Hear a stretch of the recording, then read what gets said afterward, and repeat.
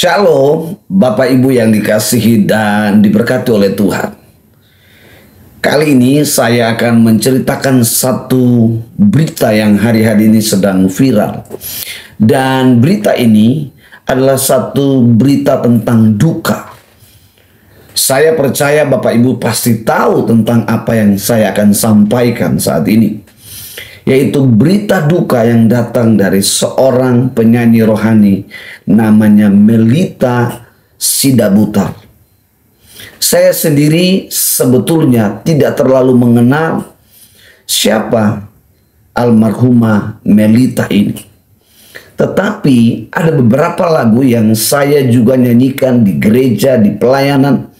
Dan pada waktu saya mendengar berita bahwa penyanyi dari lagu yang saya nyanyikan tersebut telah dipanggil oleh Tuhan, saya melihat begitu banyak berita-berita yang diberitakan, baik itu di setiap beranda Facebook, di YouTube, bahkan di media sosial yang lain. Dan saya melihat bahwa ternyata Melita Sidabutar adalah seorang pemuda yang hidupnya sangat berpengaruh, hidupnya sangat menjadi berkat. Meskipun Bapak Ibu dan saya mungkin belum pernah berjumpa dengan Melita Sidabutar secara empat mata, bertatap muka, tetapi oleh lagu-lagunya Melita Sidabutar sudah banyak memberkati banyak orang. Dan itu sangat berkesan di dalam setiap pribadi, kehidupan pribadi kita. Bahkan lagu-lagu yang dia nyanyikan itu sangat familiar. Lagu-lagu yang dia nyanyikan sangat menyentuh hidup kita. Bahkan sangat memberkati banyak orang. Tidak hanya orang Kristen, tetapi non-Kristen pun sangat diberkati oleh lagu-lagu atau pujian yang dinyanyikan oleh Melita Sidabutar. Dengan berita yang begitu viral, saya pada akhirnya merenungkan siapa Melita ini. Sehingga Melita ini bukan sekedar dikagumi oleh banyak orang yang mengenal lewat puji-pujian, lewat penyembahan, lewat pelayanan pujian penyembahannya. Saya didorong oleh Allah Roh Kudus untuk membacakan satu ayat firman Tuhan kepada kita. Di dalam kitab 1 Timotius pasal 4 ayat yang ke-12. Saya bacakan untuk kita semua Bapak Ibu ayat firman Tuhan ini. Demikian kata firman Tuhan. Janganlah seorang pun menganggap engkau rendah karena engkau muda. Jadilah teladan bagi orang-orang percaya dalam perkataanmu, dalam tingkah lakumu, dalam kasihmu, dalam kesetiaanmu, dan dalam kesucianmu. Ayat firman Tuhan ini Roh Kudus mendorong saya untuk dapat menyampaikan tentang siapa Melita Sidabutar ini. Dia adalah seorang muda semasa dia hidup. Kehidupannya telah menjadi teladan. Keteladanan daripada Melita itu bicara tentang sifatnya, bicara tentang tingkah lakunya, berbicara tentang perbuatan daripada Melita. Dan semua sifat, perbuatan itu mencerminkan tentang Kristus. Ada 5 keteladanan seperti yang Rasul Paulus sampaikan kepada anak rohaninya, Timotius. Yang pertama adalah keteladanan Melita dalam perkataan. Perkataannya adalah perkataan yang penuh kuasa. Perkataannya dalam pujian adalah perkataan yang memberkati, menguatkan setiap Bapak Ibu yang mendengar pujiannya. Sehingga setiap Bapak Ibu yang mendengar di dalam pergumulan, di dalam permasalahan, di dalam apapun yang Bapak Ibu alami, Bapak Ibu dapat memperoleh kekuatan. Melita sangat memiliki kekayaan di dalam perkataannya.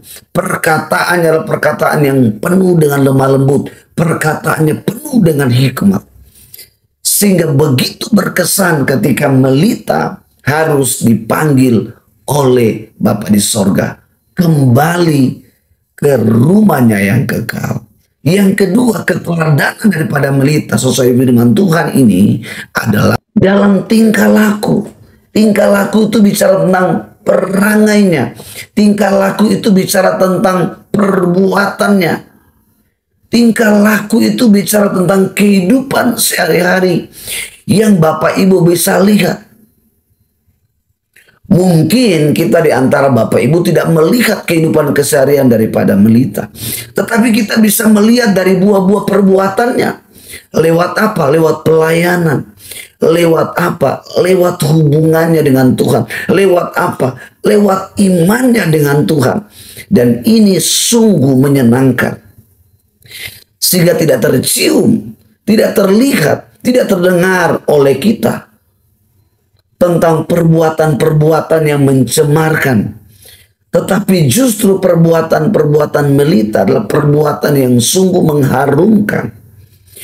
Perbuatan-perbuatan Melita adalah perbuatan yang sungguh menyenangkan tidak hanya manusia. Sebagai standar manusia ini sesuatu yang sangat dikagumi, menyenangkan. Apalagi dengan Bapa di sorga. Yang ketiga, keteladanan Melita Sidabutar adalah dalam kasih. Kita tahu dalam Injil Matius dikatakan kasih kepada Allah. Kasih Melita kepada Allah itu dengan segenap hati, segenap jiwa, segenap kekuatan, segenap akal budi. Saya tidak begitu mengenal tentang histori daripada kehidupan Melita. Saya juga tidak mempelajari apa yang terjadi, apa yang membuat sehingga Melita bisa meninggal.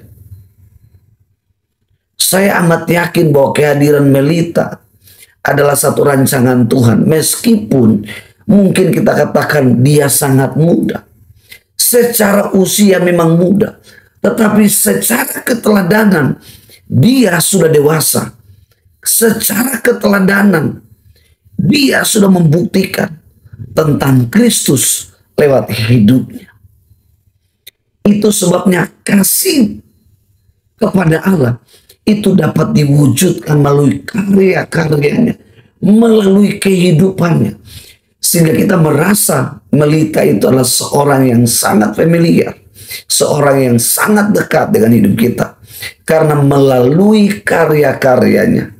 Dan itulah satu wujud kasih Melita kepada Allah yang ia wujudkan kepada kita semua, yang kita kenal lewat pelayanan, lewat puji-pujian, sehingga itu menyentuh hidup kita. Yang keempat, keteladanan daripada Melita adalah dalam kesetiaan. Kesetiaan dalam melayani, kesetiaan di dalam iman kepada Kristus. Dia seorang yang sungguh luar biasa sebagai seorang muda. Dia begitu konsisten di dalam panggilannya. Dia terus memuji Tuhan. Dia tidak pernah berhenti untuk memuji Tuhan. Kapanpun, dimanapun. Bahkan saya melihat satu video Melita Sidabutar. Di hari-hari terakhir, dia dalam kondisi, dia sudah ada di kursi roda. Dan dia mendapatkan undangan untuk dia bisa hadir. Dan pada waktu dia berdiri di atas mimbar, dia begitu kuat, seolah-olah yang dia tampilkan bukan sebuah akting. Tapi dia diberikan kekuatan oleh Tuhan. Dia mampu berdiri dengan tegar, dengan kuat, dan menyanyikan lagu tentang karya terbesar. Dia menyanyikan begitu indah, sehingga tidak terlihat oleh jemaat yang hadir. Melita sedang sakit. Haleluya. Saya secara pribadi begitu kagum, begitu tersentuh dengan kesetiaan, keteladanan dalam hal kesetiaan Melita kepada Tuhan. Sungguh luar biasa. Dalam kondisi apapun, dia tidak menjadikan itu satu alasan untuk tidak bisa hadir memuliakan Tuhan. Dia percaya bahwa siapapun yang mengundang dia untuk memberikan pujian, itu adalah undangan Tuhan. Lewat pujian yang dia nyanyikan di gereja, dimanapun, di KKR, di ibadah komunitas, dia percaya bahwa ada kuasa dalam pujian. Dan setiap pujian yang dia nyanyikan pasti menjamah setiap orang-orang yang mendengarnya. Saya terkagum begitu mendengar dia dalam kondisi sudah dalam keadaan di kursi roda, tetapi dia menerima undangan dan dia pergi untuk mempersembahkan pujian. Bapak Ibu yang dikasihi dan diberkati oleh Tuhan, saya selipkan satu ayat tentang hamba yang baik dan setia. Tuhan Yesus berkata dalam Injil Matius 25, orang yang akan mengalami namanya rapture, orang yang nanti akan diangkat oleh Tuhan, selain menjadi 5 wanita yang bijaksana, Tuhan Yesus katakan, dia hamba yang baik dan setia. Hamba yang baik dan setia akan mendapatkan bagian di dalam kerajaan Bapa yang kekal.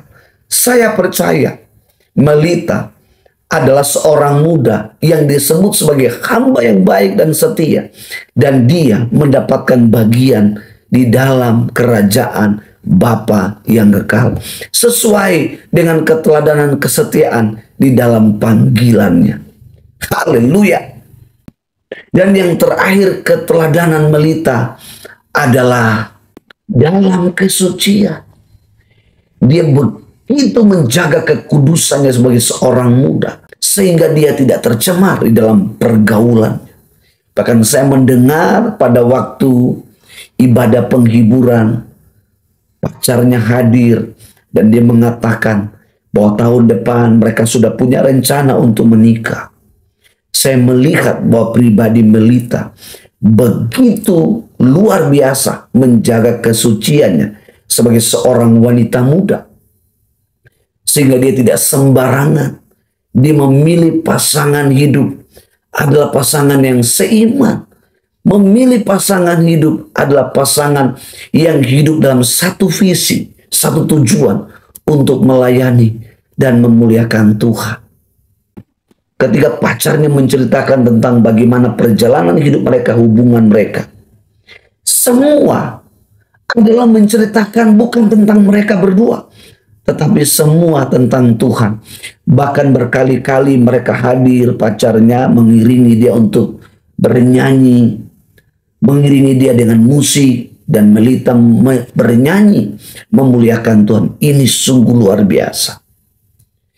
Sebagai orang muda Kristen, saya percaya bahwa lewat kehidupan Melita ini membuka mata kita bahwa ini waktunya kita sebagai orang-orang muda, sebagai pilar gereja, sebagai generasi gereja yang akan datang. Mari biarlah lewat keteladanan Melita, lewat keteladanan Timotius sesuai firman Tuhan ini, kita mau jadi orang muda yang menjadi teladan, sehingga kita tidak dianggap rendah karena kita masih muda, tetapi bukan karena muda, tetapi karena keteladanan kita di dalam Kristus. Kristus yang ada di dalam hidup kita, itulah yang menjadi dasar kita, itulah yang menjadi style kita, itulah yang menjadi pola untuk kita menjadi teladan bagi banyak orang. Keteladanan Melita, Bapak Ibu, menjadi surat Kristus yang terbuka. Seperti yang difirmankan dalam 2 Korintus 3 ayat 3. Demikian bunyi firman-Nya.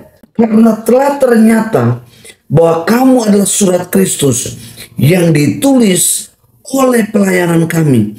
Ditulis bukan dengan tinta, tetapi dengan roh dari Allah yang hidup. Bukan pada loh-loh batu, melainkan pada loh-loh daging, yaitu di dalam hati manusia. Haleluya. Roh Kuduslah yang menuliskan di dalam kehidupan Melita tentang kehidupan Kristus, sehingga lewat keteladanan kehidupan dari Melita Sidabutar almarhumah, kehidupannya menjadi surat Kristus yang terbuka, yang bisa dibaca oleh semua orang. Tidak hanya membuat kita bersedih, merasa kehilangan, tetapi karena Melita adalah seorang pemuda yang benar-benar menyatakan tentang Kristus, menyatakan kemuliaan Kristus lewat kehidupannya. Keteladanan Melita Sidabutar Bukan hanya menjadi surat Kristus, tapi menjadi garam dan terang dunia. Seperti yang difirmankan di dalam Matius 5 ayat 13 sampai pada ayat 16. Kehidupannya banyak dinikmati oleh banyak orang. Kehidupan Melita, keteladanan Melita dapat dinikmati oleh banyak orang. Lewat pujian. Sekalipun kita belum berjumpa face to face, belum ketemu Melita, tapi kita seperti sudah ketemu dengan Melita Sidabutar. Karena lewat karya-karyanya, lewat pujiannya, lewat pelayanannya. Sehingga itu membuat kita merasakan bahwa Melita adalah orang yang sangat dekat dengan kita. Sehingga membuat kita dapat menikmati tentang kehidupan daripada Melita Sidabutar. Saya sungguh percaya bahwa hari ini Melita sudah tenang di dalam rumah yang kekal.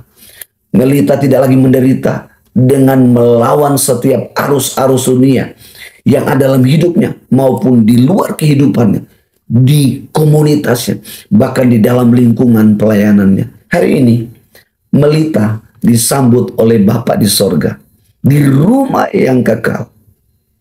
Saya secara pribadi, saya turut berduka cita atas kepergian almarhumah Melita Sidabutar.